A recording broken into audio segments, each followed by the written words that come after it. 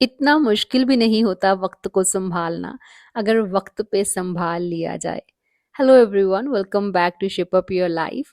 आज की वीडियो में बात मैं बेशक वर्किंग वुमन की कर रही हूँ, लेकिन ये चीज़ हर उस पर्सन पे अप्लाई होती है जो अपना हर काम पूरा करने की पूरी पूरी कोशिश तो करता है, लेकिन क्योंकि उनके पास कोई प्लान नहीं होता तो उनका कैलेंडर उन्हें कंट्रोल कर लेता है। और अगर आपने इस चीज़ को रियलाइज करने में ज़्यादा वक्त लगा दिया तो लाइफ इतनी मैसी हो जाएगी कि अब कहाँ से रीस्टार्ट करना है नहीं पता चलेगा। एनीवेज, वर्किंग वुमेन के लिए मैं ऐसी चीजें आज आपके साथ शेयर करूंगी जिससे आप अपनी हेल्थ, अपनी फैमिली, अपने घर और अपने काम सबके लिए वक्त निकाल पाएंगे। लेकिन इन सब चीजों को फॉलो करते हुए आपको अपने साथ ऑनेस्ट रहना पड़ेगा। तो चलिए पहले तो ये देखते हैं कि टाइम को मैनेज करना इतना मुश्किल क्यों है। यानी कि हम ऐसा क्या करते हैं या फिर ऐसा क्या नहीं करते हैं कि अपने टाइम को हम मैनेज कर ही नहीं पाते। तो पहली चीज है कि हम ओवर स्मार्ट बनने की कोशिश करते हैं, टू डू लिस्ट रेडी करते हैं जो आउट ऑफ कंट्रोल होती है, और उस लिस्ट को मैनेज करने के लिए फ्रस्ट्रेशन, इरिटेशन, एग्रेशन सबको इनवाइट कर लेते हैं, और उसके साथ बिन बुलाए आ जाती है डिसअपॉइंटमेंट। उतना ही लिखिए जितना कर सकते हैं, और जब वो सब कुछ मैनेज करना इजी लगने लगे तब एक आध छोटा मोटा काम और ऐड कर लीजिए। दूसरी चीज है कि सोशल मीडिया के लिए हम कोई बाउंड्री सेट कर ही नहीं पाते। जब चाहे फोन पकड़ लेते हैं बिना टाइम नोट किए। जब खुद को टाइम लिमिट ही नहीं देंगे तो सोशल मीडिया तो अब ऐसी चीज बन गया है कि नो डाउट ये आपको एक यूजलेस पर्सनैलिटी भी बना सकता है। क्या देखना है, कितना देखना है, चूज तो कीजिए। अगर आपने 1 घंटा फोन पे बिताया तो आपको ये पता तो चले कि आपने अपना ये 1 आवर यूटिलाइज किया या वेस्ट किया।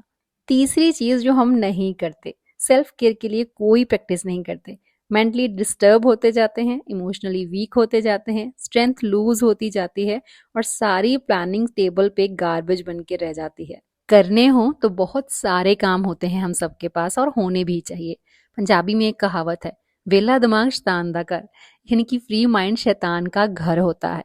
आप कभी भी नोटिस कीजिएगा, जितने लोग बिजी रहते हैं, अपने कामों को प्रायोरिटाइज करना जानते हैं, वो मेंटली बहुत स्ट्रांग होंगे।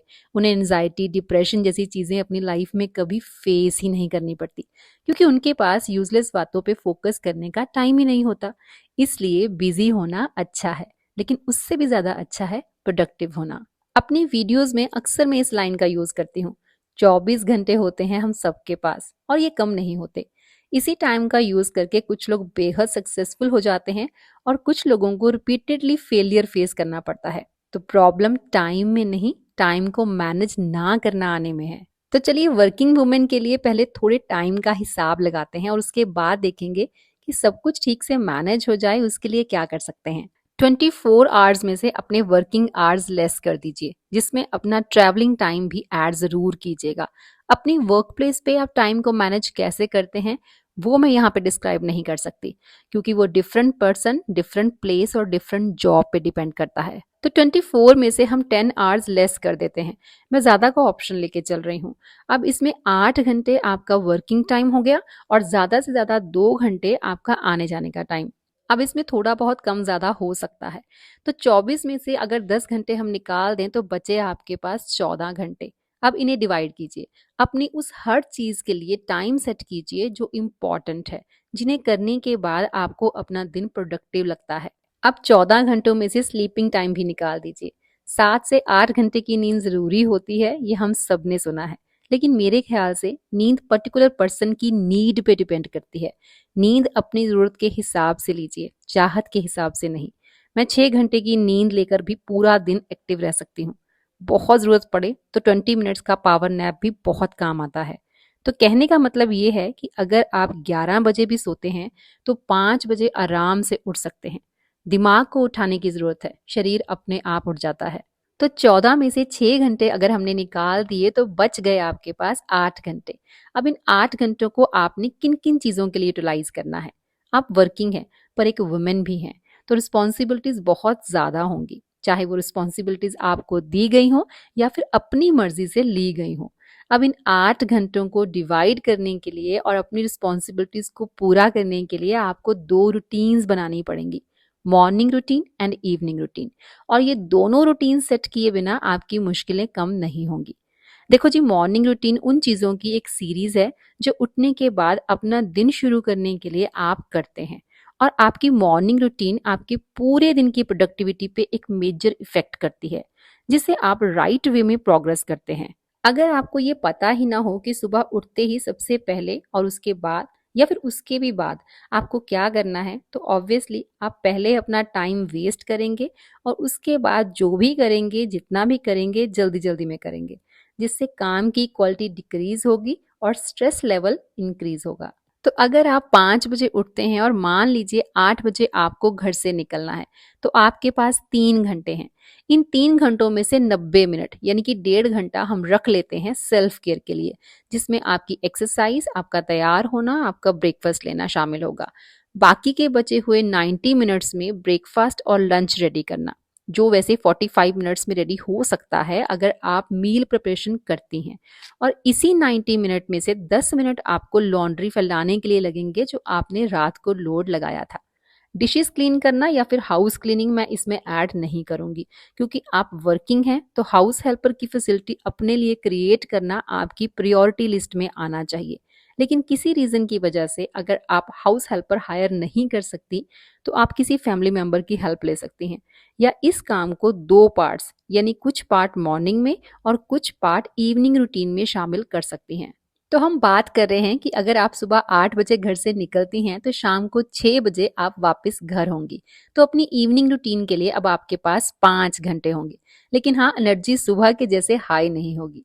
पर यह भी है कि सुबह के जैसे कहीं जाने की जल्दी भी नहीं होगी।